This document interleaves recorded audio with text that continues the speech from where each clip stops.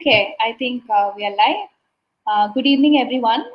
Very heartfelt welcome to our masterclass titled Mastering the Tech Trek Understanding Learning Processes. I am Gomati Soundarraj, Program Committee member at EdTech Society and a faculty at Azim Premji University, Bangalore, and very happy to host this event this evening. Before I introduce our lovely speaker, I would like to talk a little bit about the EdTech Society and the membership drive that we are having. EdTech Society is a professional association started in India by individuals who are committed to improve instruction and learning through the use of educational technologies. To know more about us, you can always check out our website, and we have a lot of interesting programs planned throughout the year. And currently, we are also having a membership drive with multiple benefits. So you'll have opportunities for professional growth, affiliation with international associations, and access to key resources and best practices in education technology, and much more. Do check out our website and then join us as a member. And I know a lot of old and new members would be looking forward to this masterclass. Let me not delay any further and introduce our lovely speaker, Dr. Anveshna Srivastava. Welcome, Dr. Anveshna. Uh, Anveshna Srivastava is a visiting faculty in the Department of Cognitive Science, IIT Kanpur.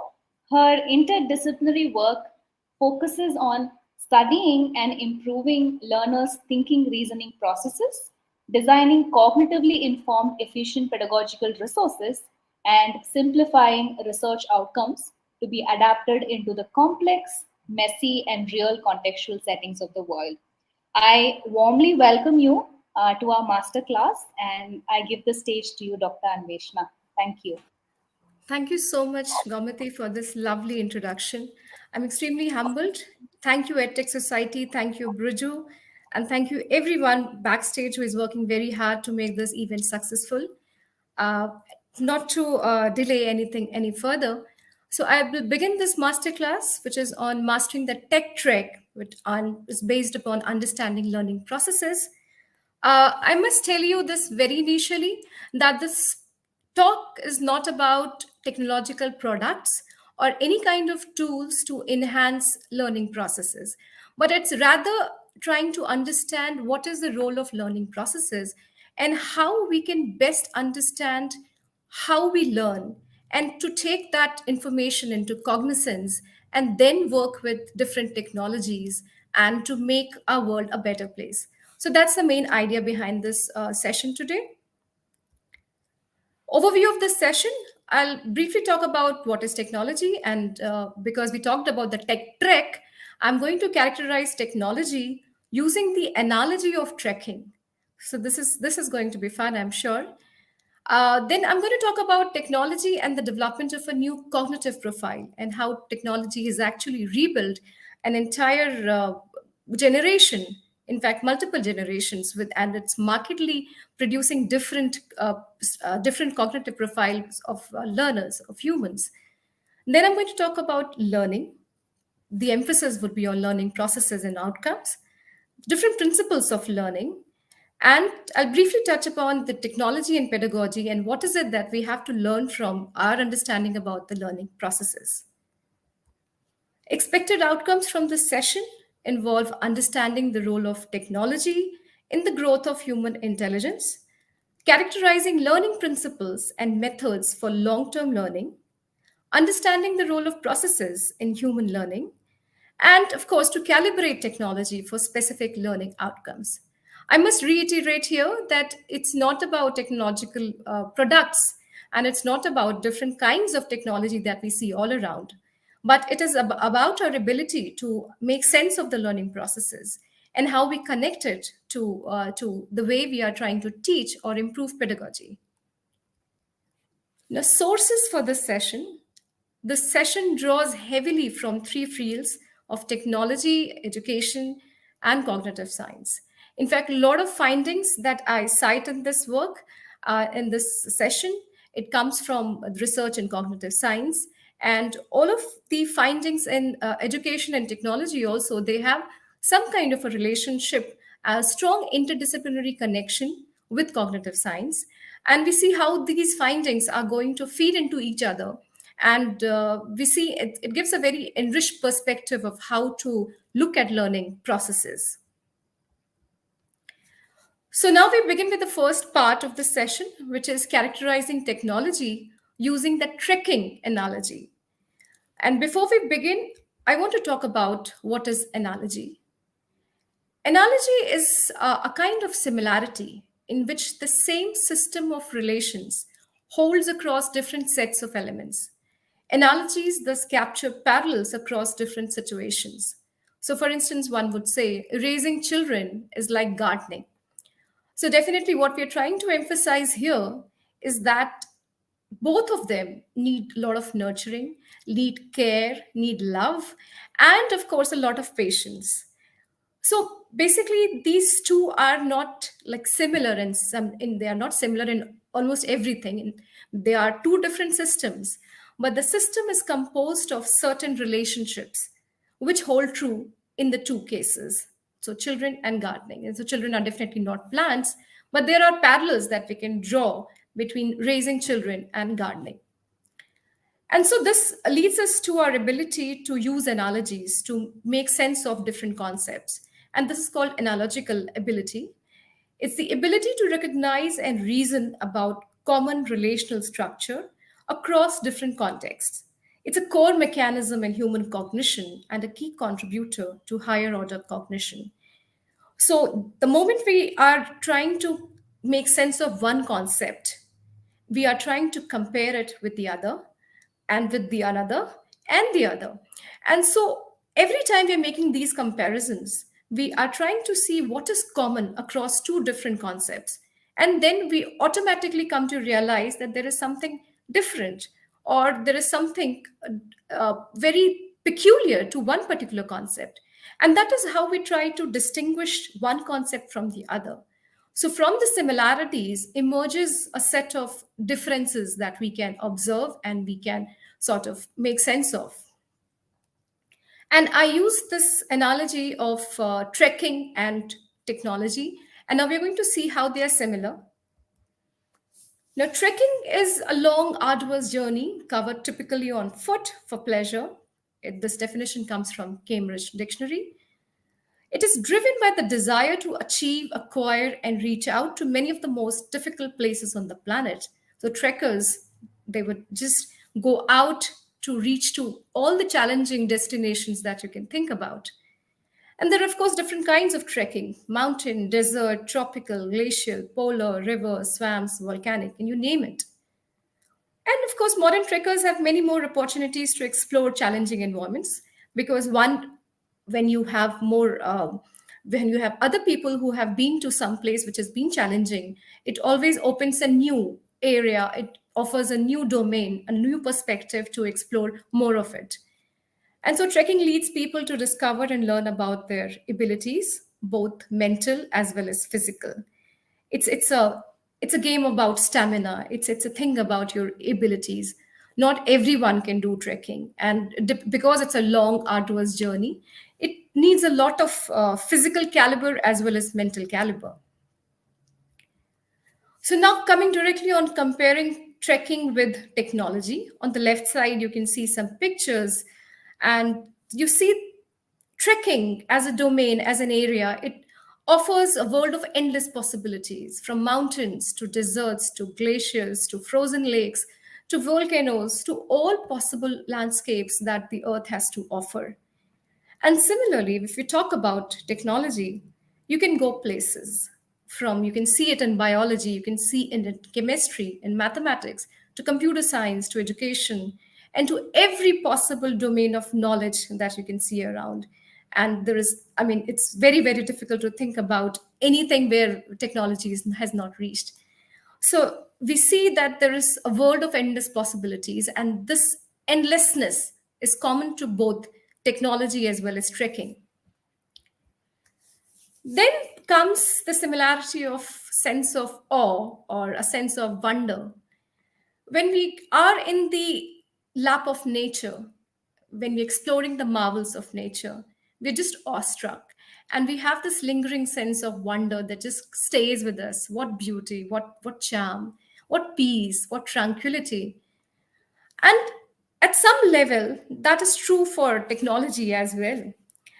So I don't know if you've heard about the monkey that controlled a robotic arm to feed itself marshmallows. So this was a wonderful study in 2007 or 8, where a monkey whose both the hands, as you can see in the picture here, so both the hands were actually it were restrained, and the monkey was given a robotic arm, and they use certain receptors to control what the monkey was thinking, and then the monkey could actually regulate the robotic arm to feed itself marshmallows. So the marshmallow was provided by the researcher.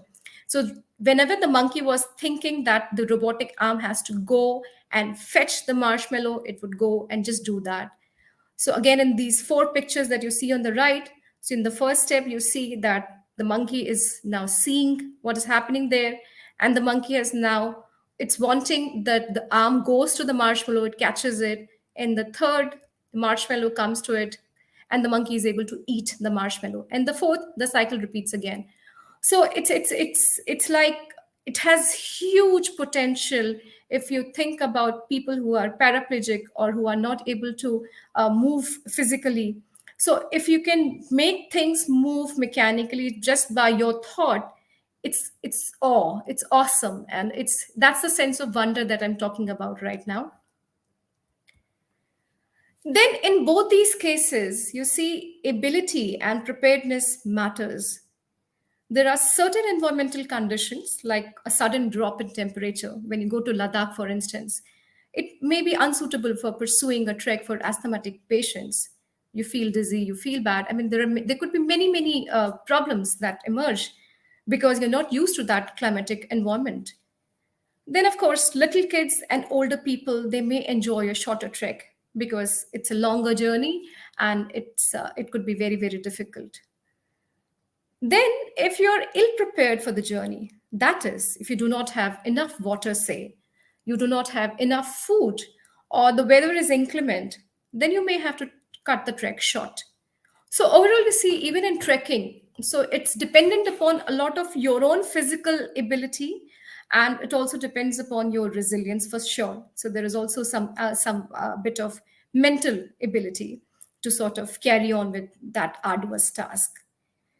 And then, of course, I mean, if you're constrained by diseases of your or of a certain kind, then of course it again matters, and you might have to cut short your trek. Then, coming to technology, there could be competent staff who can help you to understand the function of the tools which are around you. But then there are also lack of competent staff who who understand the functioning, but they're not there. So that affects impedes the reach of technology and its effectiveness. So we see these news headings, not web but cobweb, with no teachers, computers gather dust in MCD schools. So this is from 2016 or 2017. Then there is indiscriminate use of technology, which is, again, I mean, it's been reported very widely that it could be harmful. So, how technology is making children lose interest in outdoor activities, 7 benefits of outdoor play and less screen time, and all kinds of news about how we want our children to just go to reduce their time on screen. But the thing is that calibrating technology to target learning outcomes is hard. So there was the study about how print is basically 6 times better at boosting comprehension skills. So children should be encouraged to read books, physical books, rather than to read it from the screens. So all these kinds of constraints that we have with technology, it's also about the interface. It's also about how, as humans, we learn and how we comprehend information. So we see overall with trekking and technology, our ability, our preparedness also matters. So now we had this definition on technology, and now I'm going, on trekking, and now I'm going to replace trekking with technology. Not just replace, just use it in more in a coherent manner to make sense of how we were using this analogy. So technology is the study and knowledge of the practical, especially industrial use of scientific discoveries, again from Cambridge Dictionary. It is driven by the human desire to achieve, acquire, and reach out to many of the most difficult knowledge areas. There are different kinds of technology. If you talk about different domains like educational, medical, mechanical, agricultural, space, entertainment, etc. And we have a wide array of opportunities to reach out and explore challenging environments. So you see, at a very molecular level, at a very abstract level of the cell or the atomic level. So there is technology to help you observe it. There are electron microscopes to see it. Or when you go, I mean, there are also abstract level of concepts like getting into the mind and controlling it. So technology is just taking us to so many challenging places. Then, of course, the use of technological applications is helping us to discover more of our abilities, both mental and physical. So now, because our children are spending more time on the screen, we understand that it's not good for their health. Okay, now it's time that they are going to get maybe spectacles. So there is a natural propensity to which that is going to restrict the kind of usage that we are doing with technology. Now, with this background, with this analogy about technology and trekking, so we have some idea about the different characteristics of technology. But now I'm taking a leap forward, and now I'm going to discuss more philosophically about the role of technology and how our society has progressed. In in the 20th century, basically, there was this phenomena about Flynn effect, which refers to an increase in the global population's fluid intelligence and crystallized intelligence quotient, which was observed throughout the 20th century. Fluid intelligence stands for the ability to solve novel reasoning problems. So it's like when you have understood something and now you have a transfer case where you don't have to just apply what you already knew, but you are into a very different situation where the problem is so novel that you don't have your prior knowledge cannot help you. Then there is also crystallized intelligence, where you have to apply your prior knowledge, your previously learned procedures and knowledge. So basically, Robert Flynn, he discovered this phenomena in the 10th to 20th century, and he found that these changes were very rapid, with measured intelligence typically increasing by around 3 IQ points per decade. So here in this graph, this is a cross-country graph where you can see the average IQ is increasing in the 20th century. Now, some of the proposed explanations for the Flynn effect include increased familiarity with standardized testing. So testing was becoming popular. Assessment was gaining a lot of value because students were going to school, the schools were conducting exams, and so there were standard measures were being developed. And the other reason was the modern world is becoming a more complex and stimulating environment. This is important for us because this is something where technology has a role, and I'll come to it in the next slide. And the other explanation is about improved nutrition and physical health.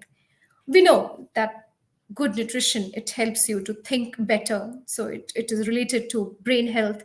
So your ability to perform well, it is increased. And it is also related to, the practical consequence of this is you can see in the midday meal scheme of the government of India, where children are being fed with food during school hours in order to stimulate their ability to cooperate with the learning process. So it's not easy for them to be present in the class when they are not when they are feeling nutritionally deprived. So these were the proposed explanations for the Flynn effect. Interestingly, in recent years, we have been seeing a slowdown or reversal of this trend in several countries. Experts expected around in 21st century IQ will increase in currently on average low ability regions, +6 to +7 IQ points in Latin America, Africa, India, and East Asia, but not in the West. In fact, they found that there's going to be a decline in the US, approximately of 0.45 IQ. So now what's the role of technology in all of this? The Flynn effect does not represent genuine increases in general intelligence, but rather an increasing aptitude for the modern types of modern thinking that modern life requires, and that IQ tests actually measure. So basically, technology and society, they are so interlinked. So it's like a background music that is going on, and it is always there, and it's influencing the way we lead our modern life, and somehow it is also influencing the way we are thinking, and therefore it's also going to affect the way we are performing on these IQ tests. Now, if we have to go in a very objective manner, we'll see that technology impacts our informal education in modern life and the way we think in two different ways. Now, think about the advent of steam engine. So there was an innovation in mechanical and industrial technology. What it did was it facilitated personal and commercial mobility, which makes isolated community a relic of pre-industrial life. And the society started to reward its people, both by giving them industrial job and income, and the demand, which was reflected by the changing academic curricula, it began to change as well. So, which then facilitated kind of abstract and decontextualized and relational problem solving skills. And thereby, it might have led to gain in IQ test performance. The other way in which technology might have impacted Flynn effect is the recent advances in information-based technologies. Think about movies, think about documentaries and TV. And then obviously a cultural cognitive aspect or explanation of this could be, maybe you can see it from TV or documentaries, and which have revealed increasing skills in the area of visual perspective taking, and which actually means like there are techniques like film editing techniques where shots are just in front of your eyes such that you can actually see how characters are feeling, so your ability to take somebody else's perspective increases. And not just that, so there were many studies which talked about how playing video games like playing Tetris for certain amount of days, it helps children to improve upon their visual spatial thinking, their mental rotation abilities. And consequently, because spatial ability is a very important component of IQ tests, so when such children were giving these tests, so the improvement was very obvious. So we see that there are these two ways in which technology is supposed to have impacted our modern life, and we are living with technology such that these impacts are in fact increasing every day. We've talked about the cognitive impact, but let's take a deeper look at it. So Greenfield argues that mechanical and industrial technologies played a major role in the Flynn effect by allowing new road systems to be constructed, which then allowed residents access to urban areas and facilitated an influx of industry and formal education. So what it did to IQ tests was that and students' performance, basically it facilitated abstract and relational problem solving skills. Greenfield again demonstrated that fairly intuitive notion that visual spatial skills are experimentally malleable via electronic technologies such as movies, television, video games, computers, and the internet. So, for example, Okagaki and French demonstrated that 6 hours of playing the video game Tetris was sufficient to significantly raise performance on paper and pencil tests of visual spatial skill that closely resembled those used in the Wechsler and Stanford Binet intelligence tests. So overall, what it did was it contributed to the facilitation of visual spatial skills, both perspective taking, where we are developing empathy for other people or how other people are thinking, or mental rotation kind of visual spatial skills. So we see two important roles of technology and the two important cognitive impact. So we began with the advent of steam engine and how it increased the mobility of urban and rural populations and how it sort of led to the change in academic curricula. And then we very briefly talked about how it sort of changed the entire landscape about how visual spatial thinking is sort of incorporated in the different tools that we see in technology and how it has helped us to improve on IQ tests. So these were the possible explanations, and basically, Flynn effect is right now, because it's also reversing in many countries. Both the reversal of Flynn effect as well as the increase in IQ was both agreed upon to be happening because of environmental factors. And there are many socio-cultural reasons as well, and technology is one of them. So overall, if I have to summarize this entire session on technology, basically what we can say is technology has helped us to become smarter. It has made us more intelligent. But is it really? So we'll see that in the next section. Okay, before that, I want to talk about cognitive socialization processes.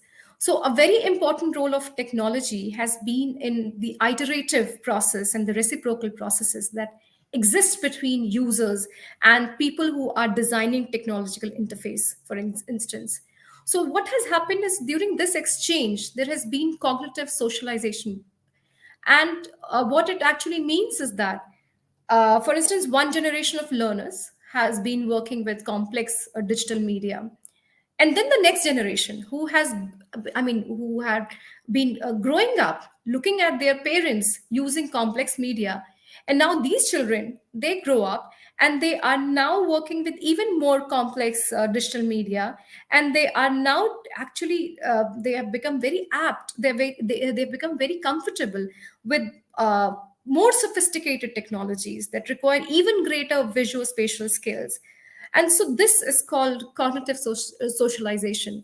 And this has resulted in the production of learners with markedly different cognitive profiles.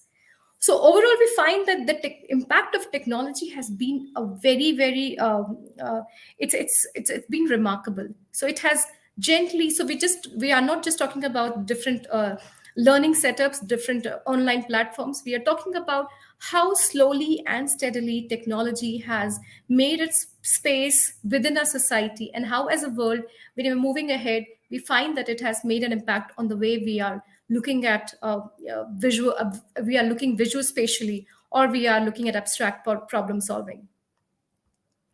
And with this, we move to the next segment, which is on learning. uh, for me, learning is about interaction. So as a learner, there is an intention to learn. I go into the environment, which is where I perform all my actions, which is my action space. I interact with some object which is outside in the world. It could be a pen, for instance. And then whenever I'm interacting with this pen or this representation which is out there, I am discovering some aspects of the pen. For instance, in the first instance, I can just draw this inference that I can hold it in my hands. So that is first inference. So that information goes back to me. And then with that information in my mind, I am again acting on that particular representation. The second time when I act on it, I can see that it has a cap and I can remove the cap. So that is the second information. So again, it goes back to me. And then with these two information, again, I go back to my object and I act on it. So every time when I'm interacting with this object, which is out there in the environment, my information space is changing. And with this continuous information that is coming my way because of my interaction, I'm learning. So learning happens when I'm interacting with something which is out there in the world, or something there which is sort of giving me information. I'm discovering its affordance. Affordance is nothing but the discovery of different features, or the perspectives that the object is carrying with itself. So every time I'm interacting, I'm uncovering those perspectives. So we see that action and cognition are coupled. My action on the object and the way I'm thinking about the object, they are coupled together. So that is what I mean by action and cognition being coupled. So you see, as a society, we are just obsessed about learning outcomes. We rarely talk about learning processes. And but what exactly happens? What does the process actually look like?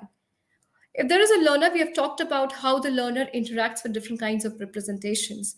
And every time I'm interacting with the representation, what is happening is you can see the spirals here, which are just increasing in size. So these spirals are, if they can be a measure of my competence, for instance.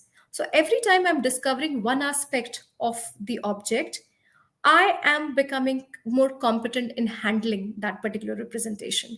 So every time I'm going back and acting on that representation, that information is coming back to me, and that is increasing my competence. And over a period of time, which could be the learning episode, which begins from, say, T0, and from T0 to T1, which is an entire episode of my interaction with that object, my competence is gradually increasing.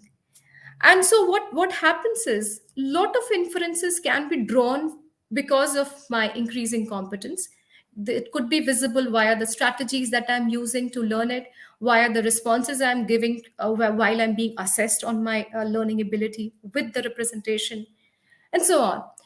So overall, this interaction is contributing to the goal, some goal that is set for me, maybe by someone else or maybe by myself, in particular, I mean, in correspondingly to the object that that I'm working with.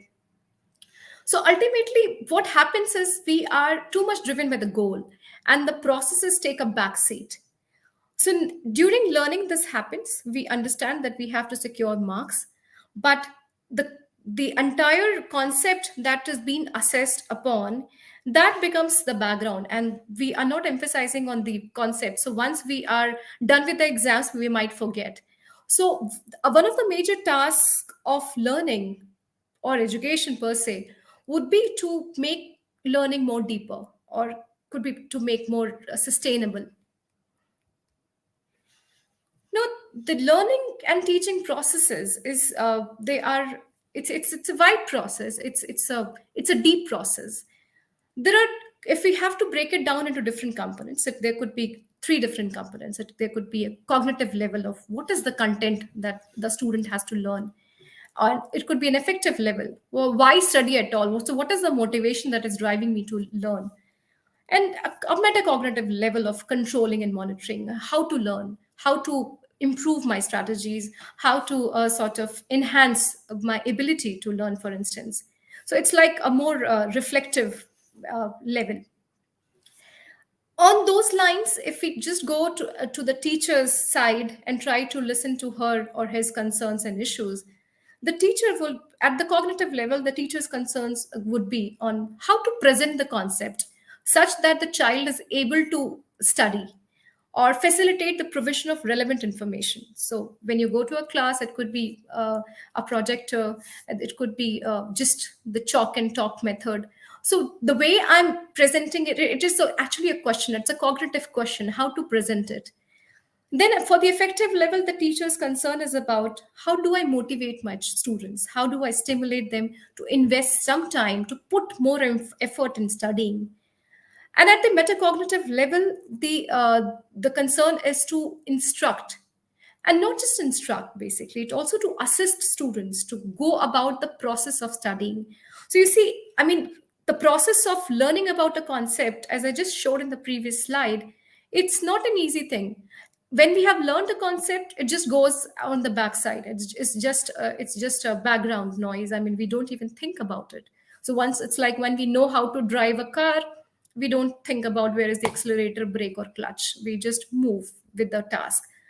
So being conscious about it. So how, if I know exactly what it takes to learn a particular concept, how can I help the child at a metacognitive level to go about the processes of the learning?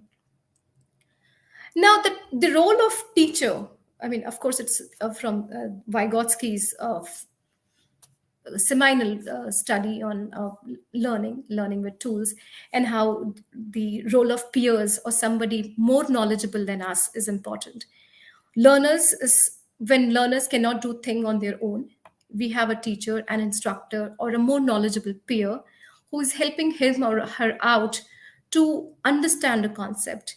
And then there is a zone of proximal development that learner can do with some guidance, and then there is a zone where learner just cannot do, which is at the periphery. So there is something that the learners can do, which constitute their prior knowledge, if we can say. And there is something that is little challenging for the child. The child may have some information, part information, and partly can be helped by the teacher or the instructor. And the child would be now able to do it. And then there would be again a bigger periphery where the child won't be able to do anything. So I mean, it's every time it's like pushing the boundaries of what the child can do. So if we have to summarize this position, the purpose of education should be to let learners take charge of the content of their learning, their motives and their strategies. So it starts with hand holding, where the child is under the under the supervision of the teacher, and then gradually the teacher has to let go of the child, in the sense by making the child independent, taking charge or ownership of what they want to learn, what is going to drive them, and what strategies they are going to employ while they are making this leap. And in order to do that, there are certain learning principles which are theory and research based principles, which are widely derived from the field of cognitive science. So these principles, they say, and they generally agree, that learning can be improved if the child who's learning a new concept builds upon his or her prior knowledge. So there is this prior knowledge. And while you are building upon, you are getting more information from the outside world, it also depends upon what kind of organization is happening at that point of time. Meaning, how are you going to incorporate the new concept into your already existent mental structure? Then, of course, we have seen that how learners' motivation also plays a very important role. So, why should I learn? And that's a very important question. So, it could be there could be a rational way of interacting with the child and letting the child understand. But that's an important part. So, we cannot just say, okay, no, you have to learn it because you have an exam. So, that may not be very convincing. Practice integration of component skills. So, a system, a concept is composed of many different interrelated parts. And so, if we want a child to learn about the entire system, it's important that the child has to be given a practice of integrating all the component skills together every time, many of the times. So, practice makes the person perfect. Then there is a goal directed practice with targeted feedback. So the goal has to be clear. So if the goal is to clear an exam, the child will do that. If the goal is to learn, it's a different goal altogether. So what we as a society are doing is we are giving the bar at clearing the exams, and that becomes the goal. So learning always takes a backseat. So if the goal is clear and we exactly know what the goal is, then that directed practice along with the feedback. So we need a targeted feedback of how the child is progressing on towards the path towards the goal. Then the ability to monitor and regulate approaches. There are different approaches of learning. So what kind of approaches is a student taking to learn? It also matters.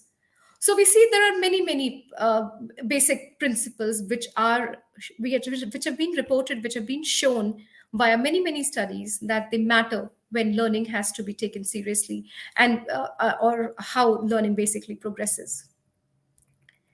So we talked about knowledge organization and connecting with prior knowledge. So here is an example of Mahatma Gandhi.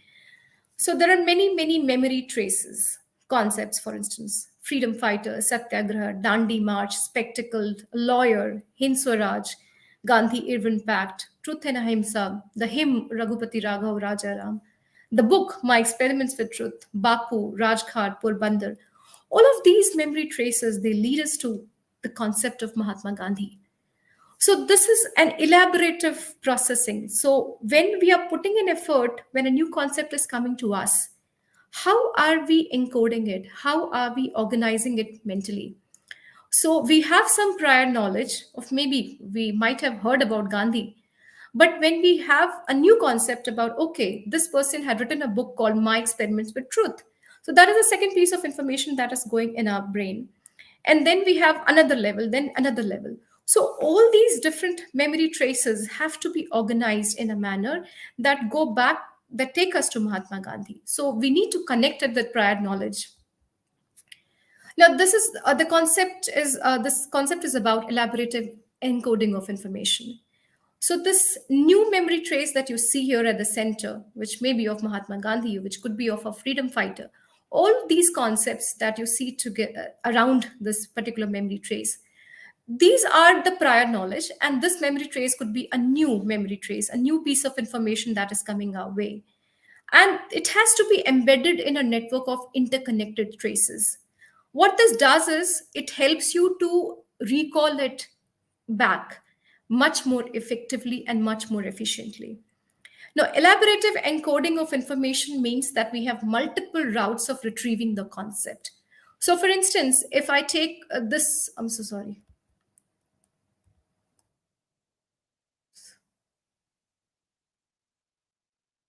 Sorry, if we take multiple routes to reach this memory trace, we find that there are multiple ways in which we can reach the central node.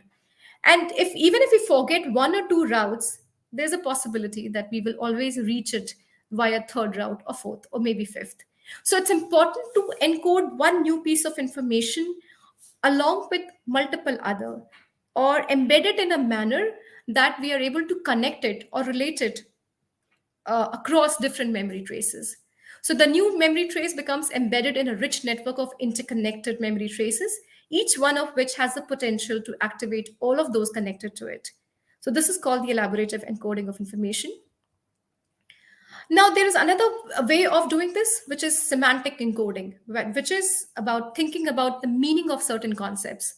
So there was this study, there's a graph that you can see on the x-axis. You can see different groups of students who were given different tasks. So they were given different words, and they were asked to sort of remember certain words based upon their structure. Structure meaning, is it capital letters or small letters? Acoustic meaning based upon the sound. Does it rhyme with, say, mat rhymes with rat or something like that? Semantic meaning, if you're thinking about tree, so you have to think about the meaning of the word tree. Intentional meaning, you have to deliberately learn the words that are given to you. And on the y-axis, you can see the scores basically. And they found that people who were in the semantic group, they performed as well as as good as the intentional group. So then the level of processing theory was proposed by Craig and Lockhart. And they found that if you're putting a lot of effort at the time when the information is coming to you, so it has to be done. I mean, it is a hard work when you're coming, if you're trying to encode it in a manner that is going to help you remember it for a longer time. So semantic encoding is one of the deepest type of processing to which an input is subjected to. So when you're thinking about the meaning of that concept, so it stays with you for a longer duration. So you see this triangle where semantic encoding leads to a stronger memory trace, and it's considered to be a deep processing method in comparison to, say, structural or phonemic. So structural it will leave a very weak memory trace. It's comparable to shallow processing. And then there are different learning approaches. So there was this study done by Dunlosky et al. In 2013. It was a huge meta-review of different learning approaches. And they figured out different techniques. They compared different classroom. For instance, elaborative interrogation, explanation, summarization, highlighting, use of mnemonics, use of images, rereading, practice, distributed practice, interleaved practice, practice testing. And I want you to focus upon this aspect, practice testing, which has high utility. And they found that it was very significant for all. It's a good strategy to try to learn a concept for a longer duration. So if you're giving test on a certain concept, the likelihood that you will remember it for a longer duration is high. So that was a major takeaway from the study. And so this is also called the testing effect. So learning is far more effective if it involves testing and retrieval of the material you are trying to learn. And this is known as the testing effect. And it is found with the learning of wordless, map learning, foreign language learning, and so on. So this is a graph on the right. You can see about retrieval of Swahili English word pairs from a group of students. So the blue bars basically show that students appeared for the test. They studied and they were tested. The orange shows that they just studied. They did not appear for the test. So after one day, of course, both the groups, the study group and the study plus testing group, they performed well. But still, the testing group, it performed better. But even after a gap of 7 days, they found that the study plus testing group, they did very well in comparison to the ones who just studied and they did not give the test.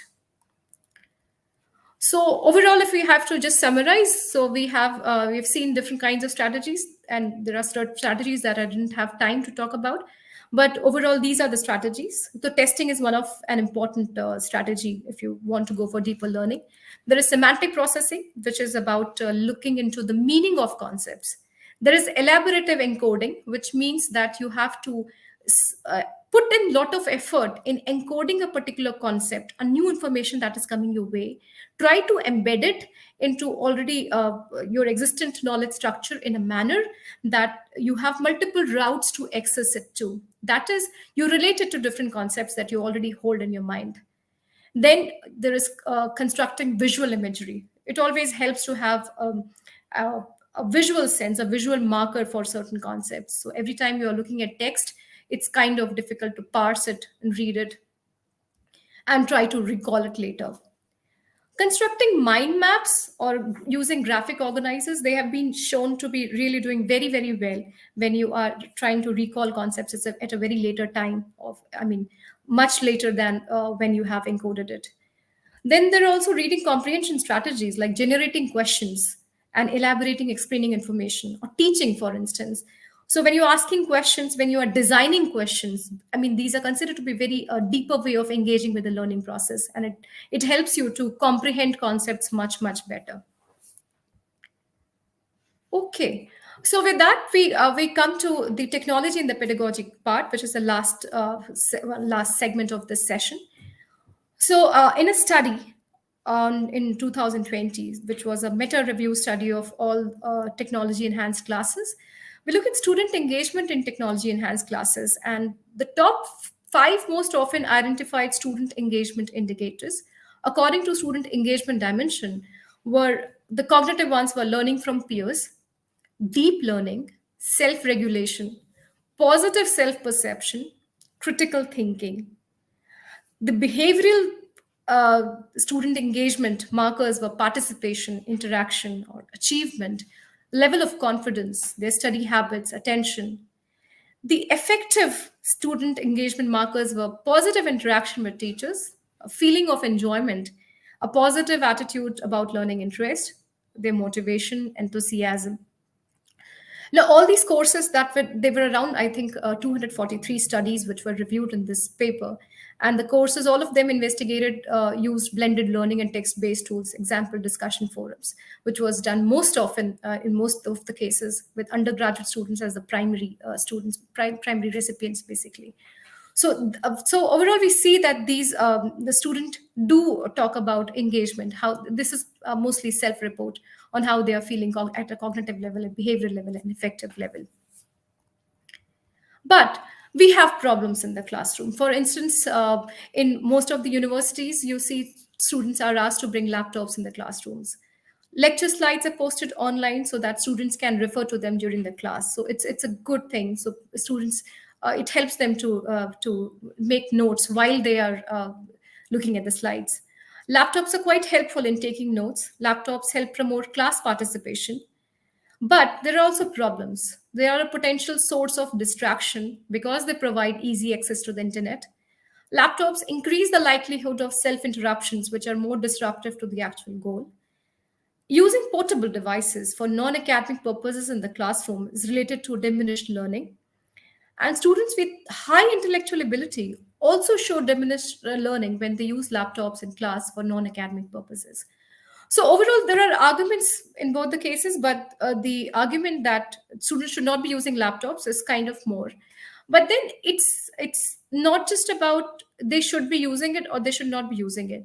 It's about how it is impacting their learning processes. So then we come to another problem, which is mind wandering. So you are physically present in the class, but you are mentally absent. So 62% of students in the class, they saw no problem in texting as long as they're not disturbing other kids, which is a fair position to take, I think. 48% of the sample students in the Clayson study reported that they texted during class because they were bored. Non-academic uses of the devices increase when ongoing tasks are rated as boring.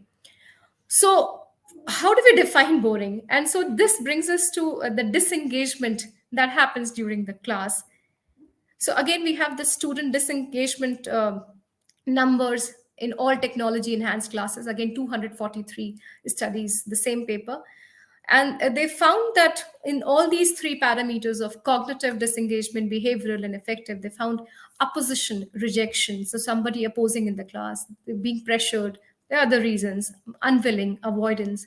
There is a feeling of being overwhelmed, or I'm not motivated enough. I'm behavioral disengagement, distractions, unfocused, inattentive, or I'm absent. Poor conduct and giving up. Effective is frustration, disappointment. There's a sense of worry, boredom, disinterest. So you see, there are again, I mean, there are different factors that lead me to be disengaged from the proceedings of the class. So the overall summary that I want to talk about is that if we really want to enhance learning processes, we need to actively engage with learners' learning processes. We have to understand how people learn and what how we can improve the actual processes, and the goal has to be set accordingly. So we have these technology enhanced learning, which describes the application of information and communication technologies to enhance the processes of teaching and learning, and which includes any online facility or system that directly supports learning and teaching.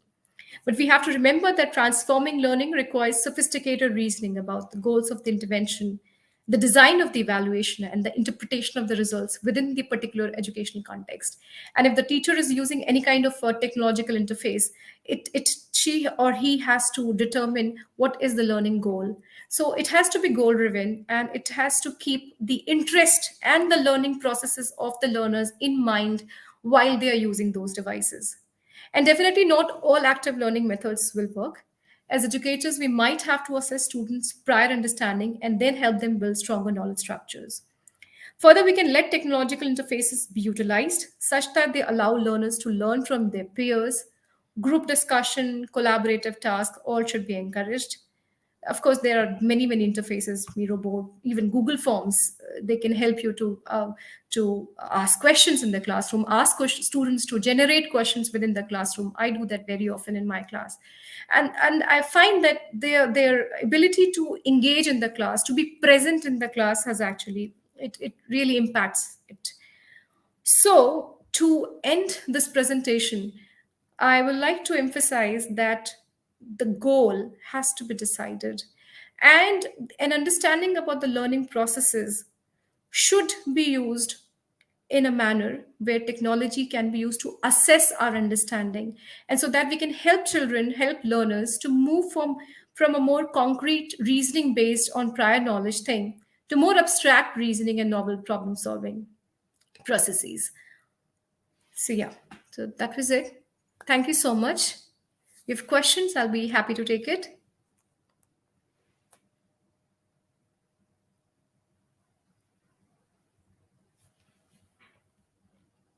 Gomiti, can I stop the sharing? Yes. Are you able to see the question on the screen, Dr. Anveshna?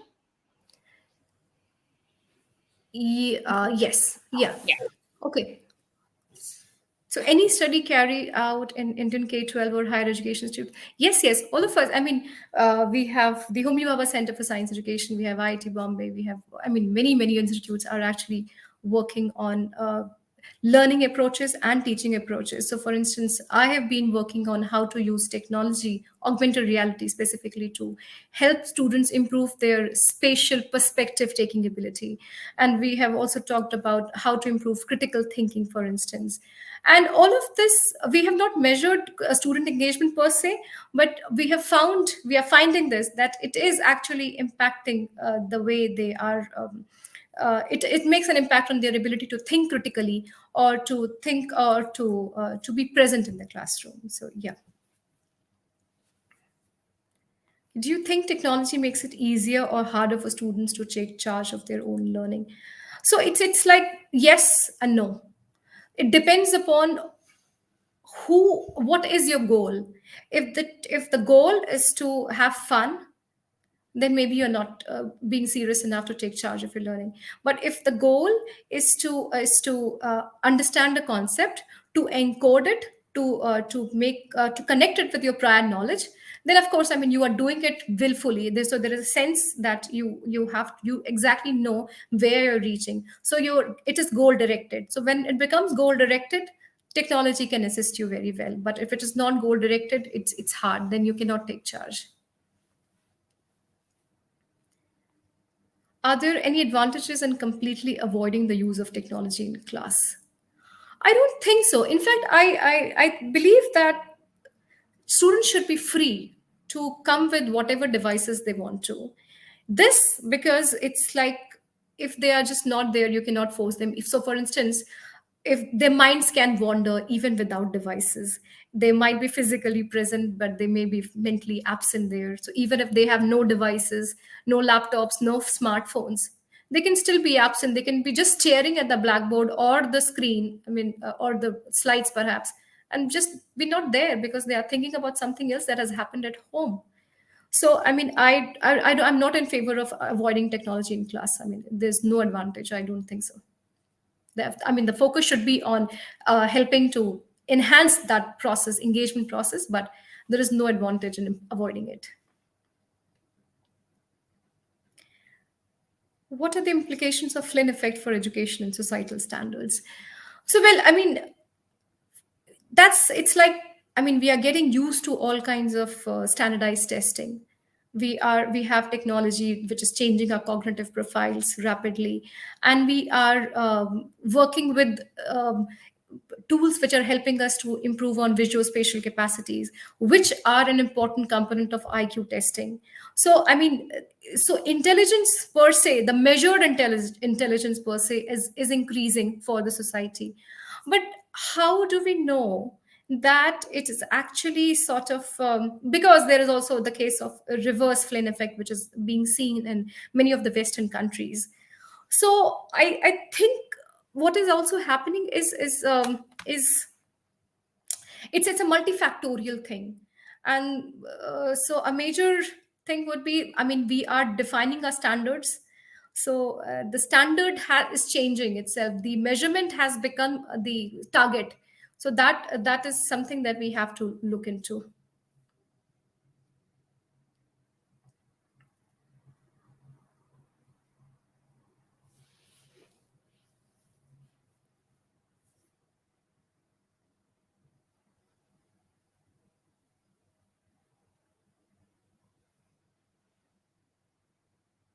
Sorry, yeah. So we don't have any more questions, both in the YouTube and the chat. I think we're almost on time, and then we'll wrap up the masterclass. Did we have a question? Argue that media technology are mere vessels delivering instruction, but have no significant. Okay. Sorry, I can. The question is broken into many parts, uh, but have no significant impact on learning outcomes. They are like trucks delivering groceries. The truck doesn't change. Okay. The truck doesn't change the nutrition value of the food. What are your thoughts? No, I won't say that it's like the truck carrying groceries, because it's not that clean a separation. As I said, it is changing the mental structures. It is changing our cognitive profiles. So the truck and grocery a truck cannot change the groceries mental structure, but technology is changing the way we are looking at things and thinking with the tools that is available to us. So I don't think that analogy works here. Yes. Thank you for the last question. Thank you, Dr. Anveshna. As we wrap up this masterclass, I would like to express a sincere gratitude to all of you who joined us today. And it was a very enriching experience exploring the title, the class, Mastering the Tech Trek. Very interesting examples that you brought in to understand learning processes with our lovely speaker, Dr. Anveshna. Thank you, Dr. Anveshna, for accepting our invite and for sharing your valuable insights and expertise. We are very grateful for your contribution. And Thank you, to our Gomati. Yes, thank you. And to our participants, thank you for the active engagement and thoughtful questions. A couple of announcements before we sort of close the masterclass is that our next masterclass is going to be on designing, developing, deploying online courses on an international scale by Dr. Anurag Deep, National Project Officer, UNESCO MGIEP.